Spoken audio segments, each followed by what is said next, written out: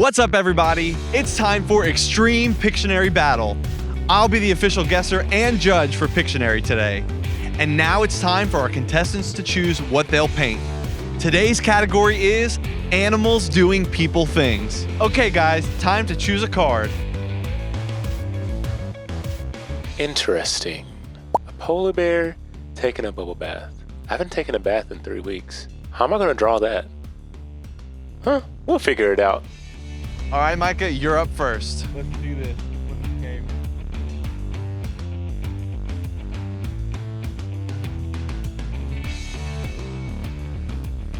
All right, we have a big, broad orange stroke to start us out here. Looks like it could be a road, maybe, or just a giant square of orange.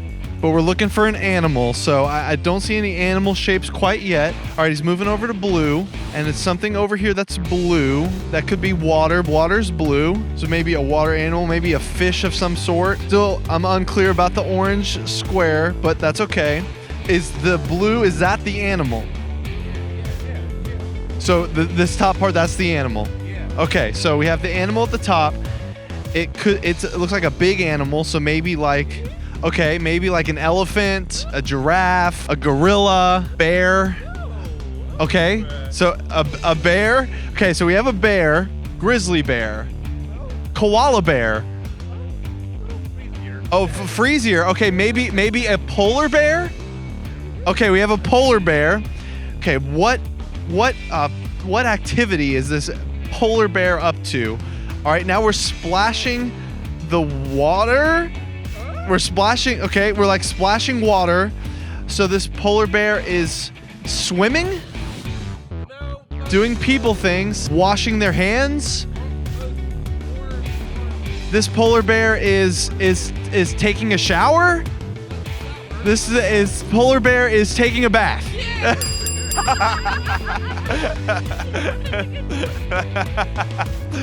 All right, we're here with Cam. Cam, do you think that you can beat Micah's time? You betcha. All right, let's do it. Llama playing basketball. I don't even know how to draw a llama. I guess I'll draw a basketball really well. All right, we're starting with a big circle, so that's either the head, maybe the head of an animal, or maybe that's part of the people activity. Okay, we got lines down the middle, so I'm thinking that's less of a head. Another circle, that might be a nose, some hair on this animal. I think that's the hair on this animal, so that's got to be the animal. So is this some kind of, maybe a ball? Okay, that's a ball of some sort. Maybe a baseball, football, you have that like pointy edge, but I think maybe a basketball. Okay, it's a basketball. So here's the animal. Looks kind of like a tree right now. The animal has clearly a long neck, so maybe a giraffe. So I'm seeing like you're doing those circles, so it could be like the wool of a sheep. Did you just draw 4 legs? Okay, 4 legs on this animal. This animal is holding the basketball. Is it a goat? Or an alpaca? Oh, a llama? Is this a llama playing basketball? Yeah, we got it. A great job by both of our players today, but the winner of today's Extreme Pictionary Battle is Cam. I just want to thank my 3rd grade art teacher, okay? Yeah. Exercise your brain by shouting out the answers to some brain teasers. What has to be broken before you can use it? An egg. What runs around a backyard but never moves? A fence.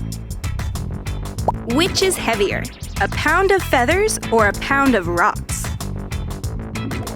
They weigh the same amount, 1 pound. Thoughts are powerful little conversations you have in your head that no one else hears but you. You know, thoughts like, what if I fail my test? He's always making fun of me. Will my friends be there? My stomach hurts. I want to go swimming.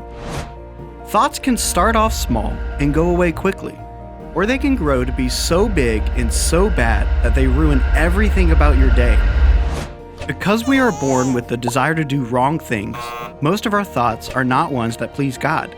We think about ourselves a lot, and many times we will find ourselves thinking about things that aren't true or right. The devil tricks us into thinking lies, And if we don't pay attention, those thoughts can get us into big trouble and make us feel terrible inside. But God created us to have minds that think, and He gave us the ability to catch our thoughts. When we do, we can check them to see if they match what He says is right and true. God's words have power and can change any thought we have. And when we let Him change the way we think, we'll see that thinking the way God thinks is totally what's best. Let God change the way you think. Everybody get on your feet. It's time to sing.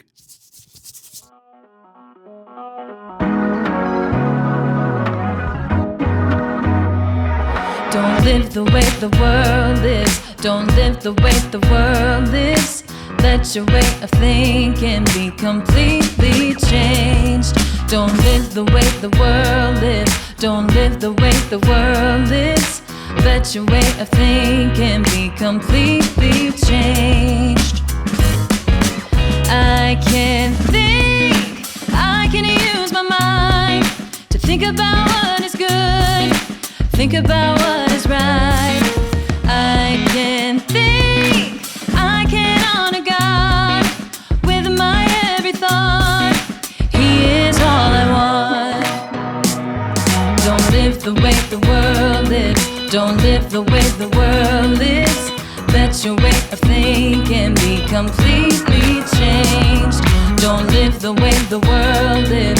Don't live the way the world is. Let your way of thinking be completely changed.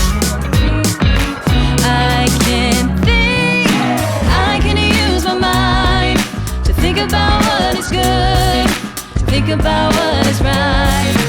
I can think, I can honor God with my every thought. He is all I want. Do this, think that. The world has got a lot to say. Our God says that the way we think has got to change. Catch it, check it, see what God has got to say. Let Him change it. You see there is no better way. There is no better way. Don't live the way the world is. Don't live the way the world is. Let your way of thinking be completely changed. Don't live the way the world is. Don't live the way the world is. Let your way of thinking be completely changed. Don't live the way the world is. Don't live the way the world is.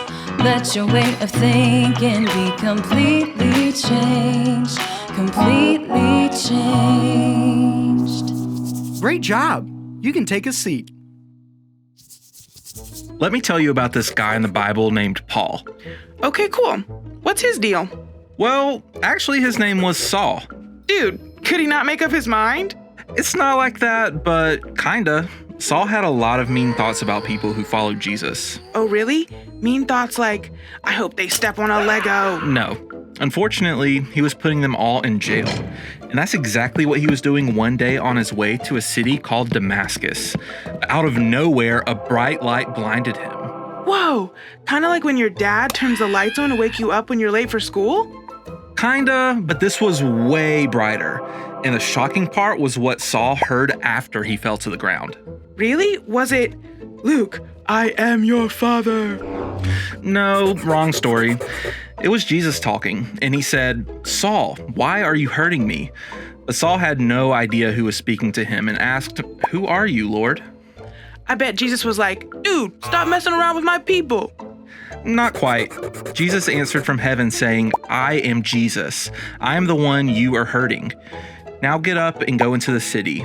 There you will be told what you must do. As you can imagine, everything Saul thought about Jesus changed completely. I bet Jesus rules. When Saul got up from the ground, he realized that he couldn't see anything. Saul was probably like, a little help here, fellas. Something like that. The men who were traveling with Saul helped him get to the city.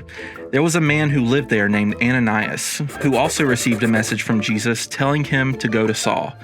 Now, Ananias had heard about the things Saul had done to the followers of Jesus. Oh, I bet Ananias was thinking about all the mean things Saul could do to him and said, get me out of here. Well, he was, but it appeared that Ananias knew how to catch that thought. He checked it by praying and talking to Jesus. That's when Jesus helped Ananias change his mind and go, trusting that Jesus would take care of him.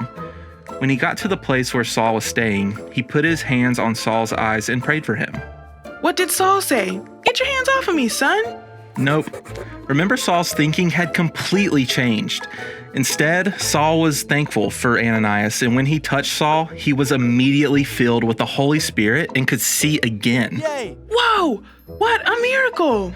Over the next 3 years, Saul studied the ways of Jesus and started going by his Roman name, Paul. Everything Paul learned about Jesus changed the way he thought about everything. So, what you're saying is, Paul never had any more wrong thoughts ever again? No way. In a letter to the church in Rome, Italy, Paul said, "I don't understand why I act the way I do. I don't do what I know is right. But I agree that what God says to do is good. So I am not the one doing these evil things. The sin that lives in me is what does them." I was wondering what makes me think so many things that aren't good. It all makes sense now. It's not me, it's the sin that lives in me. And I'm sure our enemy, the devil, is trying to attack my thoughts too. It's like I'm in an epic battle for my mind. That's exactly what Paul said too. In another one of his letters, he said, "We live in this world, but don't fight our battles in the same way the world does. The weapons we use are not human ones. Our weapons have power from God." So what are these weapons? A lightsaber? Captain America's shield? Not quite, but kind of. Some of the powerful weapons God gives us are the sword of the Spirit, which is his word, the Bible, and the shield of faith, which we can use to stop anything the enemy and anything else in the world throws at us to keep us from knowing God. Whoa, that's awesome! So, do we need to do this with every thought that pops into our mind? Paul said we should capture every thought and make it obey what Jesus says. That sounds hard to do with every single thought I have. We definitely need God's help to change our thinking. And the good news is, if we will just let him be in charge of our lives and get to know him more each day, he will help us change all of our thoughts. Everybody get on your feet. Strike a pose like the one you see on the screen. See if you can freeze and hold it before it's time for the next one.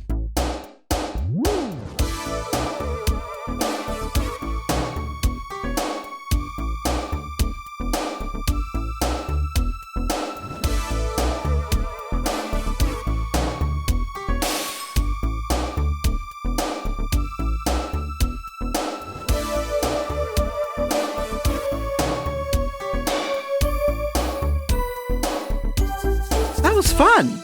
Now take a seat.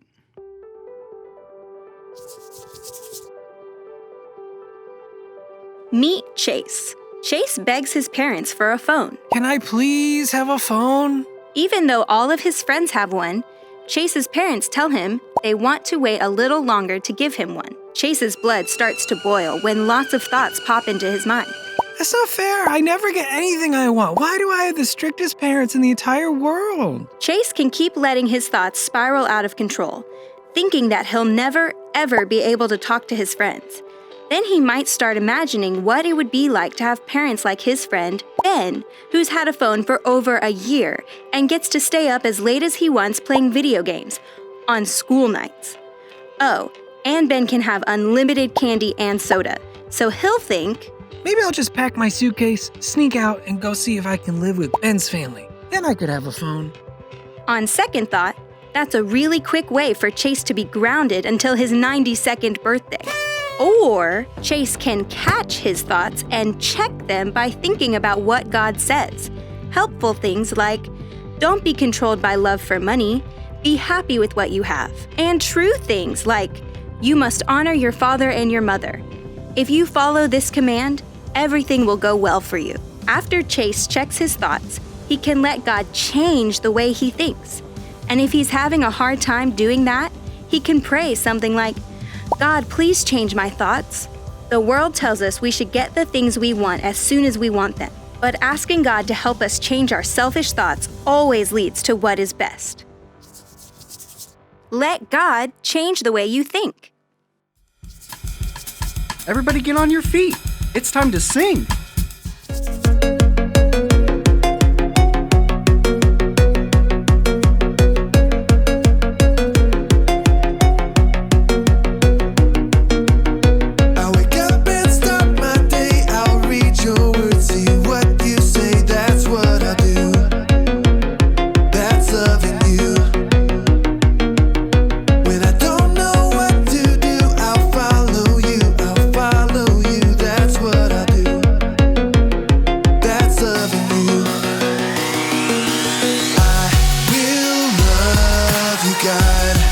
With all my heart and soul, with all my mind and strength,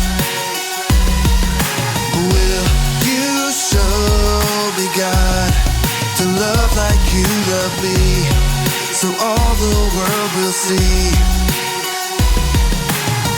When things don't go my way, I'll talk to you, hear what you say, that's what I do. That's loving you. Trust that you'll turn it around, that's what I do. That's loving you. I will love you, God, with all my heart and soul, with all my mind and strength. Will you show me, God, to love like you love me, so all the world will see.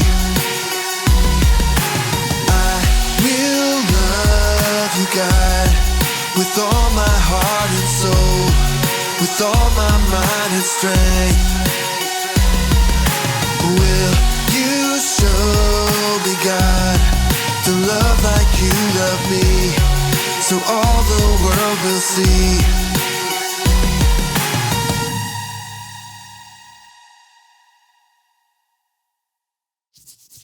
Great job. You can take a seat.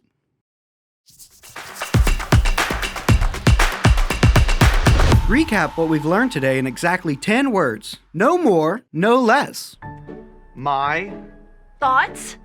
are Powerful? and God? helps Change? them. Well, lizards? Yes! Jesus? Spoke. To? Paul. And? Changed. His? Thoughts. About? Everything. Wait, everything's just one word, right? Yeah! We Can think differently? when We check our thoughts. with verses in the Bible. I went over. Yeah, you did. When it comes to thoughts, catch, check, and change them? Yeah! I love the sound effect. Let's practice catching a thought, checking it, and changing it. What is something you've been thinking about a lot lately that's made you feel sad, or worried, or scared, or mad? Maybe you've been thinking about something that someone said to you, or something scary that you saw on TV. Pick one thought that comes to mind. Pretend your thought is a balloon. Now squeeze one hand like you're catching string on the balloon. Hold on to your thought balloon, and let's check it by asking God what He thinks. So tell God what's in your thought balloon and how it makes you feel. Ask God to show you what you should be thinking about. Since you've talked to God about your thought, you can let it go now. Just open up your hand like you're letting go of the balloon. Great job! The next time you have a thought that makes you feel sad, worried, scared, or mad, this is one way you can catch it, check it, and change it. Let God change the way you think.